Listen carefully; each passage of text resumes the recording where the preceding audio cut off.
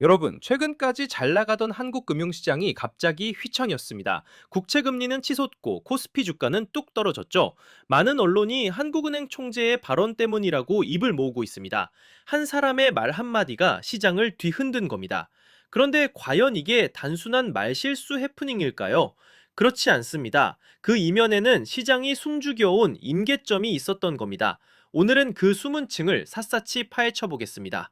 이제 시작합니다. 사건의 발단은 이창용 한국은행 총재가 한 블룸버그 TV 인터뷰였습니다. 11월 12일에 싱가포르에서 이뤄진 인터뷰였는데요. 원래 한국은행 총재는 외신, 특히 생방송 TV 인터뷰는 족도로 조심해 왔습니다. 왜냐하면 방송에서 무심코 튀어나온 한마디가 시장에 파장을 줄 수 있기 때문입니다. 과거 총재들은 인터뷰를 하더라도 애매모호한 표현으로 일관해 속내를 알 수 없게 말하곤 했습니다. 그런데 이번에는 상황이 달랐습니다. 이창용 총재는 지나칠 정도로 솔직하고 직설적인 화법을 썼습니다. 인터뷰어가 친근한 대화 분위기를 만들자 경계심이 풀렸던 걸까요? 어쨌든 전례 없이 직설적인 발언들이 쏟아져 나왔습니다. 그렇다면 총재가 무슨 말을 했길래 시장이 이렇게 출렁였을까요? 핵심은 세 가지 포인트로 정리됩니다. 첫째, 한국 경제 성장률이 잠재 성장률보다 훨씬 낮다는 취지의 발언입니다. 우리 경제가 상당히 힘들다는 솔직한 표현이 나왔어요. 쉽게 말해 한국 경제 상황이 엉망이라는 진단이었습니다. 둘째, 새로운 경제 지표에 따라 금리 인하폭이나 시기, 심지어 방향전환 여부까지 검토할 수 있다고 했습니다. 당향전환일이라면 금리를 다시 올릴 수도 있다는 얘기로 들립니다. 이게 무슨 의미냐고요? 시장은 이렇게 받아들였습니다. 한국은행이 상황 봐서 금리 다시 올릴 수도 있네? 말 그대로 그겁니다. 지금까지는 계속 금리를 내리는 중이었는데 경우에 따라 금리 인상으로 돌아설 수 있다는 시그널로 들렸다는 겁니다. 셋째, 원화 환율에 과도한 변동성이 생기면 한국은행이 직접 개입할 의향이 있다고 했어요. 중앙은행 총재가 외환 시장에 개입할 수 있다는 언급은 정말 이례적입니다. 이 세 가지 발언이 조합되면서 외국인 투자자들에게 매우 강렬한 메시지로 전달되고 말았습니다. 잠시 이 상황을 한 걸음 떨어져 볼까요? 이창용 총재의 인터뷰 발언이 왜 문제였는지 중앙은행장의 발언 관행과 비교해 보겠습니다. 한국은행을 비롯해 전 세계 중앙은행들은 정책 방향을 바꿀 때 극도로 신중한 수순을 밟습니다. 예를 들어 한국은행이 한참 금리 인하 기조를 유지하다가 이제 그만 내리고 멈춰야겠다 결심하면 바로 금리를 올리겠다고 말하지 않습니다. 먼저 통화정책 방향 성경서에서 완화 기조를 이어나간다 같은 문구를 슬쩍 삭제하는 것으로 1차 신호를 줍니다. 다음번 기자 간담회에서는 다음 회의에서는 데이터 보고 결정하겠다며 여지를 남겨요. 이게 정말 중요한 겁니다. 시장이 이쯤 되면 이제 더는 안 내리겠구나 추측을 하기 시작하죠. 그 다음 한두 달 뒤에는 인플레이션 경계심을 늦출 수 없다 같은 표현을 써서 경고음을 살짝 더합니다. 그리고 나서야 실제로 금리 인하를 중단하는 시기입니다. 무려 몇 달에 걸쳐 단계를 밟는 이유는 시장의 충격을 최소화하려는 겁니다. 미국 연준도 마찬가지입니다.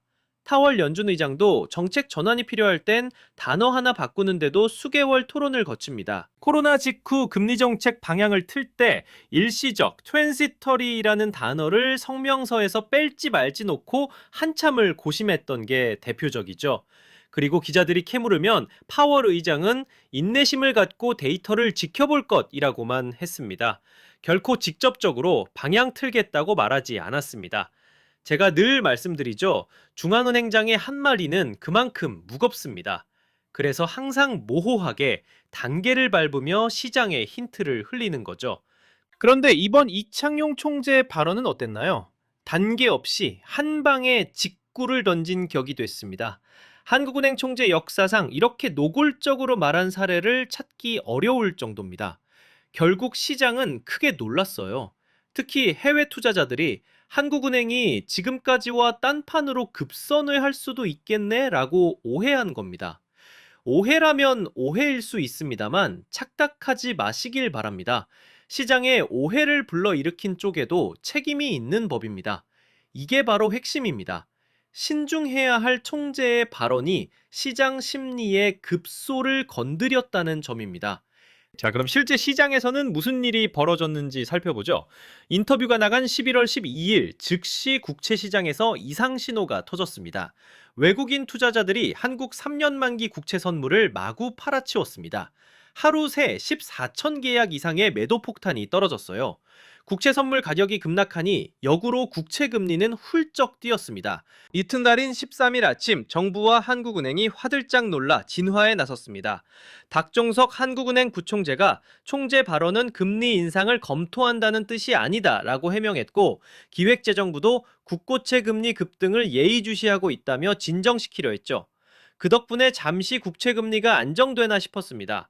하지만 웬걸요, 11월 14일 금요일에 또다시 외국인들이 국채를 투매했습니다. 이번엔 전날보다 더 강하게 팔아치우면서 국채 금리가 재차 급등했습니다. 불과 이틀 만에 한국 국채 시장이 두 번이나 발작을 일으킨 겁니다. 심지어 주식 시장에도 후폭풍이 밀려왔습니다. 14일 금요일 코스피 시장에서 외국인들이 무려 2조 7천억 원어치 주식을 순매도했습니다. 숫자가 와닿지 않을 수 있는데 4년 반 만의 최대치입니다. 마지막으로 외국인이 이 정도로 판 게 언제냐면 2020년 3월 코로나 팬데믹 때였습니다. 제가 그때를 생생히 기억합니다. 시장이 폭락하고 모두가 공포에 질렸지만 며칠 후에는 역사적 반등의 출발점이 되었죠. 제가 그때 큰 교훈을 얻었습니다. 공포에 질려 팔아버린 사람과 끝까지 버틴 사람의 결과가 완전히 다르더군요. 아무튼 지금 외국인 매도가 코로나 위기 이후 최대 규모라는 사실 자체가 이번 사태의 심각성을 보여줍니다. 외국인들은 왜 이렇게 한꺼번에 등을 돌렸을까요? 이 부분에서 글로벌 환경을 짚고 넘어가야 합니다. 사실 미국 증시 등 글로벌 시장은 이미 잔뜩 겁을 먹고 있었습니다. 최근 AI 버블이 너무 컸던 터라 이러다 꺼지는 거 아닌가 불안이 있었고요. 미국 연준이 12월에 금리를 안 내릴지도 모른다는 전망에 투자자들이 예민해져 있었습니다. 거기다 미국 정치권 셧다운 여파로 경제지표 발표들이 미뤄지면서 시장은 안개 속에 갇힌 기분이었습니다. CNN의 공포와 탐욕 지수에 따르면 투자 심리가 최악 수준, 즉 극단적 공포 단계에 들어섰습니다. 한마디로 글로벌 투자자들이 신경이 곤두서 있던 시점이었습니다. 이런 상황에서는 조그만 악재 하나에도 주가가 출렁입니다. 그런데 반대로 온통 공포일 때 오히려 작은 안도 요소만 나와도 숏커버 등으로 급반등이 나올 수도 있는 아주 아슬아슬한 균형 상태였어요. 이렇듯 세계 시장이 살얼음판일 때 우리 한국 시장의 결정적 트리거가 돼버린 게 바로 이창용 총재의 발언이었습니다. 외국인들 귀에는 어떻게 들렸겠습니까? 아까 말씀드린 세 가지 발언이 묘한 메시지로 조합되어 꽂혔을 겁니다. 한국 경제 지금 엉망인데? 경우에 따라 금리도 다시 올릴 수 있다고? 그런데 우리가 한국 주식 팔면 한국은행이 환율 방어해 준다네? 이렇게요. 결국 외국인 입장에서 지금 한국 주식 팔고 나가자. 환전할 때 원화값 떨어지는 건 한국은행이 막아준다니까 오히려 지금이 안전하게 빠져나갈 찬스라는 판단을 했을 가능성이 큽니다. 이건 어디까지나 외국인의 심리를 제가 추측해 말씀드리는 거지만 시장이라는 게 원래 군중 심리가 한쪽으로 확 쏠리면 실제 행동으로 이어지기 마련입니다. 특히 이번 사태에는 한국 경제의 취약고리들이 동시에 자극받았습니다. 우리 정부는 내년 적자 국채를 110조 원어치 발행할 계획입니다. 이미 엄청난 물량 예고에 채권 시장에 불안이 깔려 있었어요. 국채가 그렇게 많이 풀리면 가격이 떨어지고 금리가 오를 테니까요. 게다가 한국은행의 외환 보유액도 예전 같지 않습니다. 1년여 전만 해도 4,500억 달러 안팎이던 외환 보유액이 최근 4,280억 달러 정도로 내려왔습니다. 숫자가 내려갔을 뿐 아니라 이 중에서 이미 상당 부분이 해외 투자 등으로 묶여 있어 실제 즉시 쓸 수 있는 돈은 더 적다고 합니다. 무엇보다 외환 보유액이 4천억 달러 선을 밑돌게 되면 심리적 경계가 무너집니다. 3천억 달러대로 떨어졌다는 뉴스는 투자자들에게 심리적 공포를 주기 때문입니다. 이창용 총재 임기는 내년 4월까지인데 지금처럼 외환 시장에 개입하다 보면 임기 끝날 무렵엔 그 마지노선에 닿을 수 있다는 우려도 있습니다. 이런 상황에서 환율에 개입할 의향이 있다는 발언은 어떻게 들렸을까요? 외국인 입장에서는 한국은행이 환율 방어에 쓸 총알, 외환 보유액이 한정돼 있으니 그거 다 떨어지기 전에 얼른 빠져나가자는 일종의 절박감을 자극했을 수 있습니다. 마치 한정판 세일, 품절 임박 같은 신호로 비춰졌다는 거죠. 결국 이창용 총재의 입에서 나온 세 마디가 한데 뭉쳐 외국인 투매의 트리거를 당긴 셈입니다. 여러분, 이게 바로 핵심입니다. 단순한 해프닝이 아니라 총재 발언이 시장의 취약한 임계점을 정확히 건드린 사건이라는 겁니다. 국내 언론조차도 이 점을 강하게 지적했습니다. 평소 한국은행에 우호적이던 매체들까지 이창용의 입이 시장에 폭탄을 던졌다는 등의 제목으로 비판 기사를 냈습니다. 그만큼 파장이 컸다는 거죠. 자, 그렇다면 이제 우리가 궁금한 건 앞으로입니다. 코스피 다시 안정될 수 있을까요? 아니면 이번 일을 계기로 계속 힘을 못 쓰고 내려갈까요? 어떻게 해야 될까요?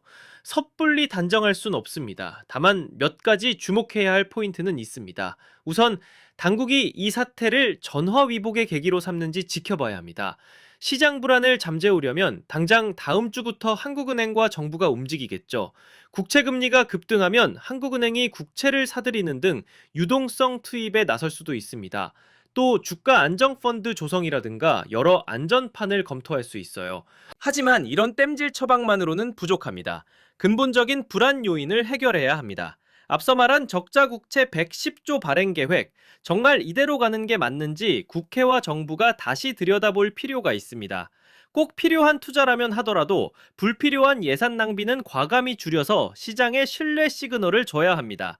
우리 재정 튼튼하게 관리하고 있어요 라는 메시지 말이죠. 그리고 외환 시장 개입 발언 같은 것도 신중해야 합니다. 정개입이 필요하면 조용히 행동으로 보여주면 됩니다.